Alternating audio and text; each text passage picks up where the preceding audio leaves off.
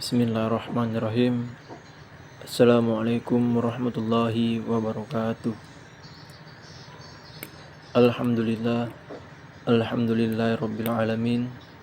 Assalatu wassalamu ala asyrafil anbiya'i wal mursalin wa ala alihi wa sahbihi ajma'in. Amma ba'du. Pertama, marilah kita panjatkan puja dan puji syukur atas kehadirat Allah Subhanahu wa taala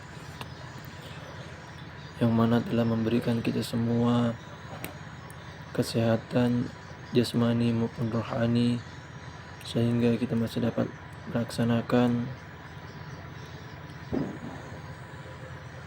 perkuliahan dengan secara online. Salawat beriring salam tidak lupa pula kita kirimkan kepada Nabi kita, yakni Nabi Muhammadin sallallahu alaihi wasallam, yang mana telah mengeluarkan kita semua dari alam kegelapan menuju alam yang terang, sehingga apa yang kita dapat rasakan seperti ini, seperti yang sekarang ini. Baiklah, langsung saja. Perkenalkan, nama saya Abu Salam dari Fakultas Tarbiyah dan Kegurusan, jurusan Pendidikan Agama Islam, lokal 6I. Baiklah, saya di sini untuk memenuhi tugas dari mata kuliah micro teaching. Baiklah, langsung saja dengan tema memahami kedudukan Al-Quran, hadis dan ijtihad sebagai sumber hukum Islam.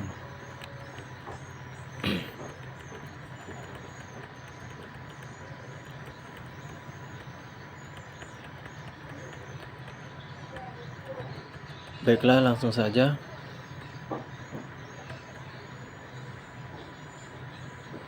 Identifikasi perasaan dengan kesadaran penuh saat menjelaskan materi. Guru menjelaskan dengan kesadaran penuh slide tentang sumber-sumber hukum Islam. Secara garis besarnya, murid diminta untuk mempelajari materi lebih awal dari hari sebelumnya.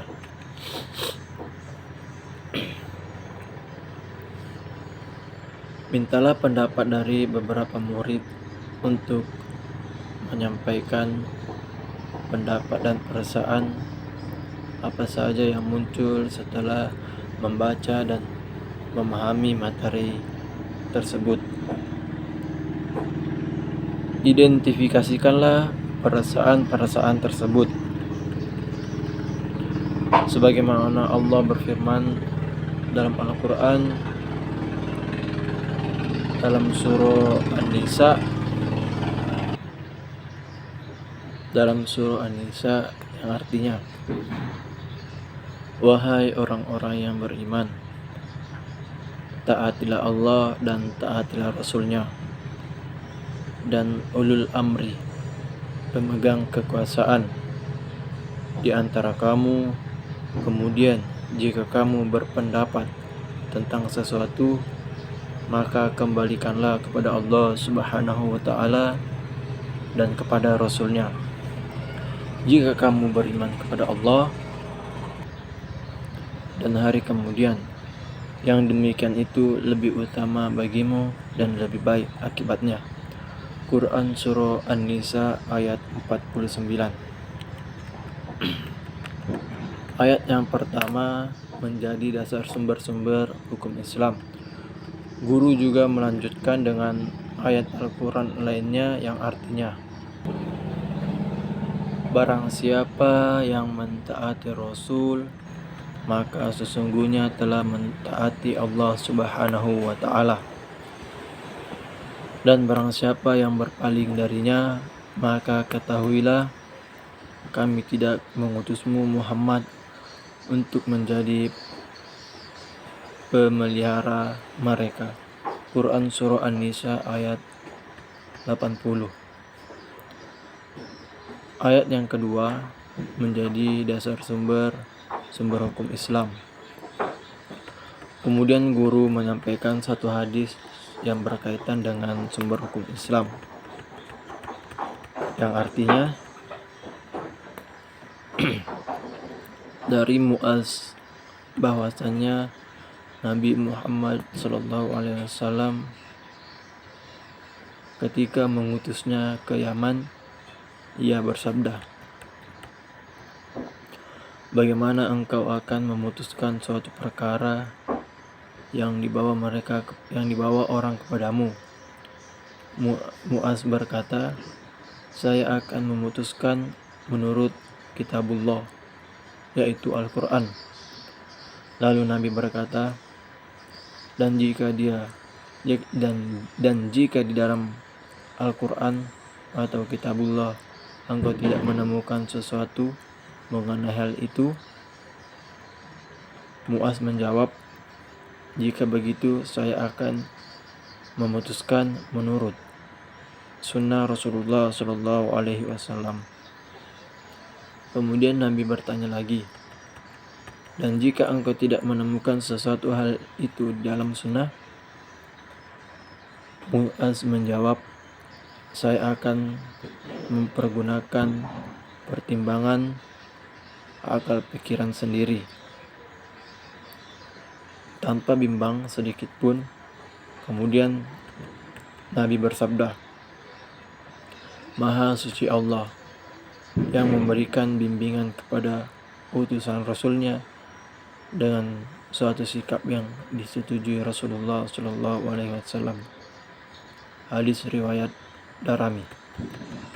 Hadis yang menjelaskan sumber-sumber hukum Islam.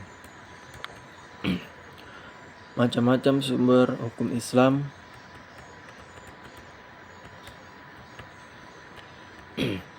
guru menjelaskan secara garis besar sumber-sumber hukum Islam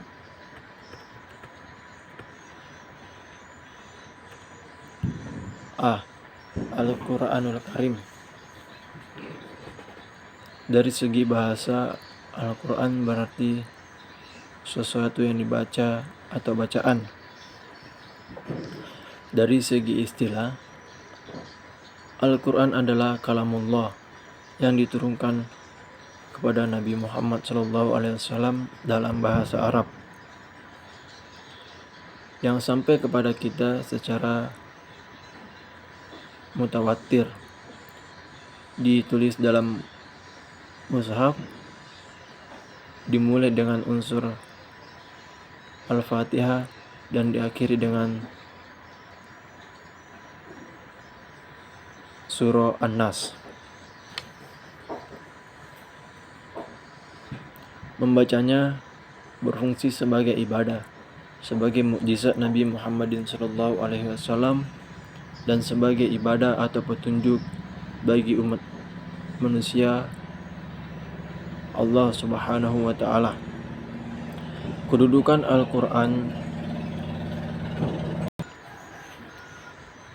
Al-Quran sebagai sumber hukum Islam.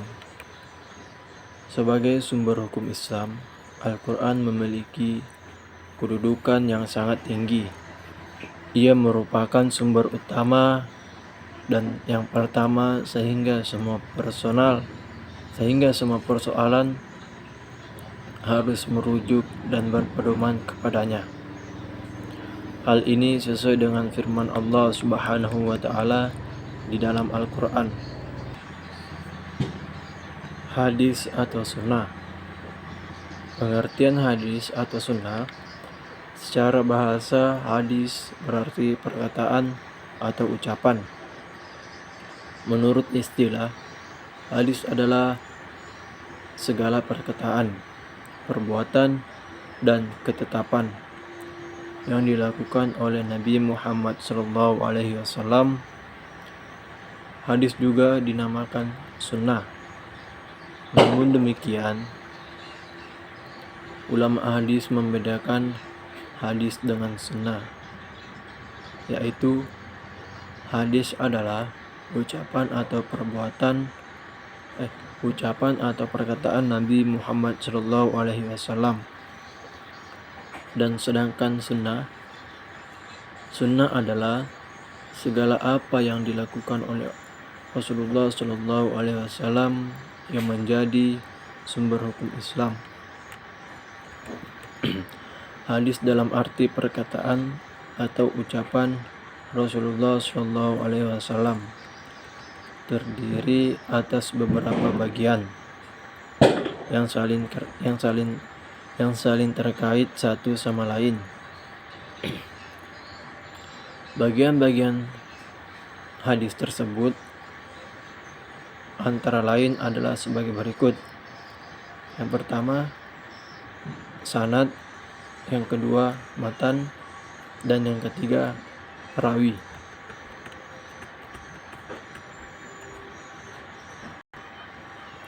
Kedudukan hadis atau sunnah sebagai sumber hukum Islam. Hadis berada satu tingkat di bawah Al-Quran. Artinya, jika sebuah perkara hukumnya tidak dapat di dalam Al-Quran, yang harus dijadikan sandaran berikutnya adalah hadis tersebut. Ijtihad. Pengertian ijtihad, arti secara bahasa adalah mengerahkan segala kemampuan, bersungguh-sungguh, mencurahkan tenaga atau bekerja secara optimal. Secara istilah, ijtihad adalah mencurahkan segenap tenaga dan pikiran secara sungguh-sungguh dalam menetapkan suatu hukum. Orang yang melakukan ijtihad dinamakan mujtahid. Syarat-syarat ijtihad yang pertama adalah sebagai berikut. A. Memiliki pengetahuan yang luas dan mendalam. B. Memiliki pemahaman mendalam tentang bahasa Arab, ilmu tafsir, usul fikih, dan tarikh.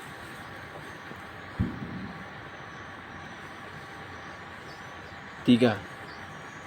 Memahami secara merumuskan hukum istinba. 4. Memiliki keluhuran akhlak mulia. Kedudukan ijtihad. Ijtihad memiliki kedudukan sebagai sumber hukum Islam setelah Al-Quran dan hadis. Ijtihad dilakukan jika suatu personal tidak ditemukan hukumnya dan hadis. Ijtihad dilakukan secara suatu persoalan yang tidak ditemukan hukumnya di dalam Al-Quran dan di dalam hadis. Namun demikian, hukum yang dihasilkan dari ijtihad tidak boleh bertentangan dengan Al-Quran maupun bertentangan dengan hadis. Orang yang melakukan ijtihad disebut mujtahid, dan ijtihad merupakan salah satu dasar daripada hukum Islam sesudah Al-Quran dan Sunnah. Al-Quran dan Sunnah sebagai dua sumber ajaran Islam, maka ijtihad berfungsi sebagai alat pengeratnya. Tanpa daya ijtihad, kedua sumber itu menjadi lumpuh. Sebab itu, ijtihad menjadi sumber tambahan dalam Islam. Maka dari itu, ijtihad menjadi bukti bagi manusia bahwa Islam selalu memberikan pintu terbuka. Intelek manusia yang selalu mencari bukan saja yang diperkenankan, bahkan ijtihad diperintahkan. Rasulullah SAW bersabda yang artinya, apabila seorang hakim menetapkan hukum dengan berijtihad, kemudian ia benar, maka ia mendapat 2 pahala. Tetapi Al-Quran, apabila ia menetapkan hukum dalam berijtihad itu dan dia salah, maka ia mendapatkan pahala. Hadis riwayat Bukhari dan Muslim, Ibnu Majah dan Ahmad dan Amr ibnu As. Syariat bahasa berarti jalan. Syariat menurut istilah berarti hukum-hukum yang diadakan Allah untuk umatnya yang dibawa oleh seorang nabi, baik hukum yang berhubungan dengan kepercayaan atau akidah maupun hukum-hukum yang berhubungan dengan amaliyah. Ijtihad akan selalu berkembang. Perkembangan itu berkaitan dengan perbuatan manusia yang selalu berubah-ubah. Ijtihad perlu dilakukan oleh orang yang memenuhi syarat dari masa ke masa. Karena Islam dan umat Islam berkembang dari zaman ke zaman sesuai dengan perkembangan masyarakat. Dalam masyarakat itu senantiasa muncullah masalah-masalah yang perlu dipecahkan dengan ijtihad. Hukum Islam dapat dikembangkan untuk memenuhi kebutuhan umat Islam pada setiap zaman. Contohnya, dalam kehidupan kita sekarang ini banyak sekali permasalahan-permasalahan yang kita hadapi yang memang memerlukan ijtihad itu sendiri. Salah satunya adalah jual beli dengan akad atau tidak dengan akad. Perkembangan model transaksi jual beli di Indonesia akan dijumpai beberapa formulasi. Dalam masyarakat tradisional, model akad jual dilakukan dengan dimulai tawar-menawar. Kemudian terjadi kesepakatan kedua pihak. Maka tukar-menukar terjadi kesepakatan kepada kedua pihak. Maka tukar-menukar barang itu atau jual beli tanpa memperhatikan lafaz akad berbeda dengan masyarakat tradisional. Masyarakat modern yang jual belinya dilakukan di supermarket, di mall, dan di tempat lain sebagainya. Yang jual belinya dilakukan yang di sana tidak terdapat tawar-menawar, melainkan harga sudah tertera di barangnya dan tanpa akad. Dari modal transaksi jual beli tersebut, bagaimana dalam perspektif hukum Islam? Maka Al-Dihlawi menjelaskan bahwa prinsip dalam menjual beli adalah adanya perasaan suka sama suka antara penjual dan pembeli, dan jual beli tidak dilakukan akad yang batil.